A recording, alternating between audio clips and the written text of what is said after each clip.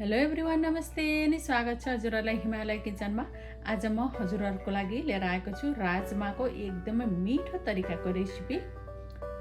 अब म यसलाई कसरी मिठो गरेर बनाउने भनेर हजुरहरूलाई देखाउँदैछु। यसको लागि मैले यहाँ प्रेसर कुकर बसाएको छु। यसमा मैले राखेँ 1 कप 8 घण्टा जति भिजाएको राजमालाई। अब यसमा म राख्दैछु नुन,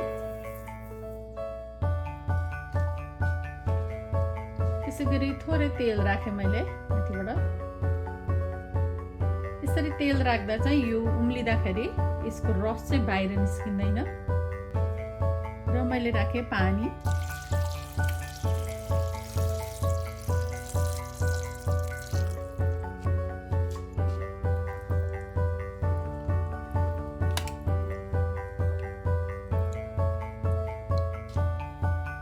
अब यसलाई यसरी कभर गरेर यसमा म 5-6 सिटी लगाउँछु।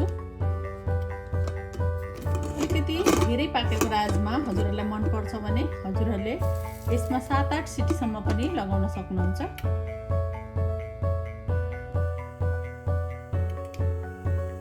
र अब यसमा 6 सिटी लागिसकेको छ। अब यसको प्रेसर चाहिँ आफै बाहिर जानको लागि म छोडिदिन्छु अनि मात्र म यसलाई खोल्नेछु। ल अब राजमा करी बनाउनको लागि मैले यहाँ कराईमा 2 ठुलो चम्चा तेललाई तताउन राखेको छु। तेल राम्ररी तातिसकेको छ। मैले यसमा राखेँ 1 ठुलो चम्चा घिउ। यसरी घिउ राखेर राजमा बनाउँदा एकदमै मिठो टेस्ट आउँछ। हजुरहरूले घिउ मात्र राखेर पनि बनाउन सक्नुहुन्छ। अब मैले फुराएँ यसमा आधा सानो चम्चा जिरा, एउटा हरियो खुर्सानी, 1 इन्च दालचिनी, एउटा तेजपत्ता, एउटा ठुलो साइजको प्याजलाई राखेँ।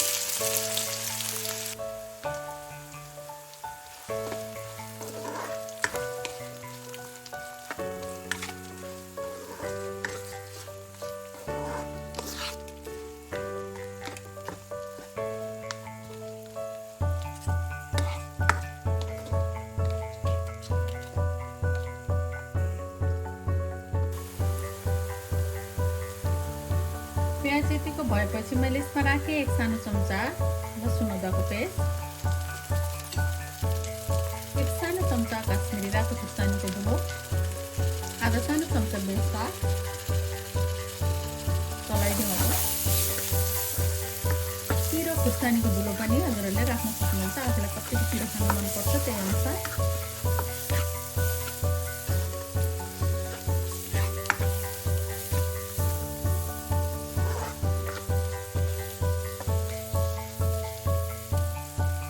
मैले राखेँ 2टा मिडियम साइजको टमाटर मसिनो गरेर काटेको।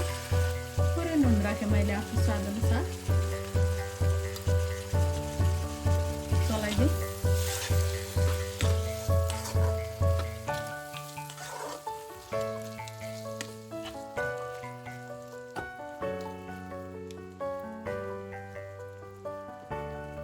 अब मैले थोरै पानी राखेँ टमाटर छिटै गलोस् भन्नको लागि।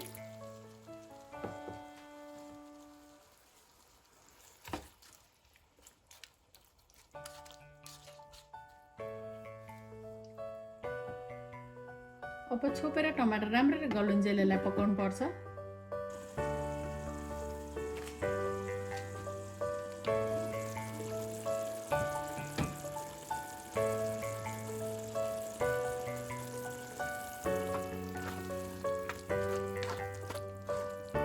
टमाटर एकदमै राम्ररी गलिसकेको छ।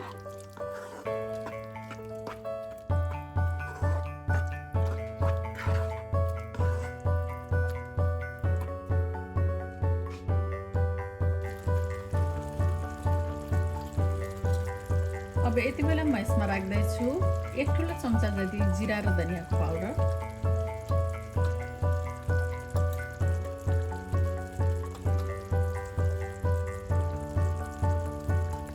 र मैले राखेँ अहिले बोइल गरेको राजमालाई। पानी सुद्धा नै राख्दैछु म। पानी सुद्धा राख्यो भने एकदम मिठो टेस्टी बन्छ।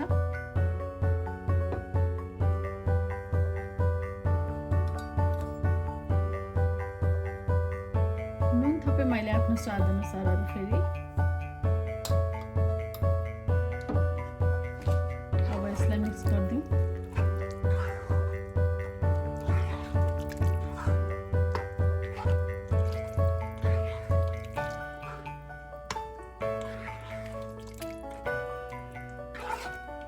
यसलाई कतिको बाक्लो पातलो या कतिको झोल बनाउने या ड्राई बनाउने भनेर चाहिँ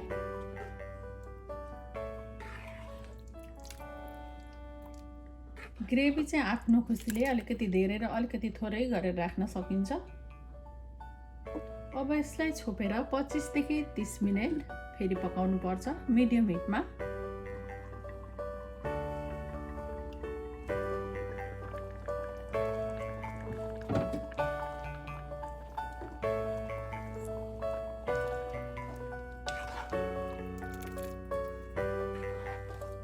र राजमा करी चाहिँ लगभग पाकिसकेको छ।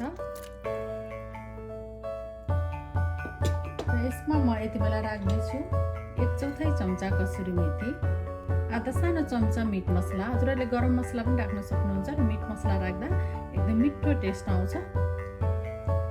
र थोरै हरियो धनियाको पत्ताहरू। अब यसलाई मिक्स गरिदिउँ।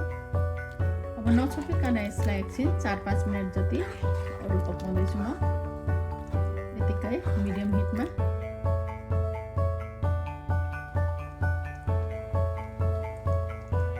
ल हाम्रो राजमा बनेर अब तयार भएको छ। म चाहिँ आज यतिको ग्रेभी राख्दैछु।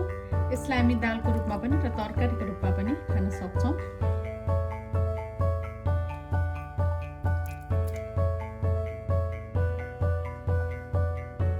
एकदमै मिठो हेर्दै खाउँ लाग्ने हाम्रो राजमा ग्रेभी अब यसरी बनेर तयार भएको छ खानको लागि। हजुरहरू पनि यसै गरी राजमा बनाएर खानको लागि अवश्य पनि ट्राई गर्नु होला। मिठो हुन्छ, सजिलैसँग बन्छ। मिठो राजमा ग्रेभीको रेसिपी हजुरहरूलाई राम्रो लाग्यो भने हाम्रो भिडियोलाई लाइक, कमेन्ट, सेयर गरिदिनु होला। यस्तै रेसिपीहरूको लागि हाम्रो च्यानललाई सब्सक्राइब पनि गरिदिनु होला। सब्सक्राइब गरिसकेपछि नजिकै रहेको नोटिफिकेसन बेललाई पनि अवश्य पनि क्लिक गरिदिनु होला। फेरि पनि यस्तै मिठो परिकारको रेसिपी लिएर आउने नै छु। हाम्रो भिडियो हेरिदिनु भएकोमा हजुरहरूलाई धेरै धेरै धन्यवाद।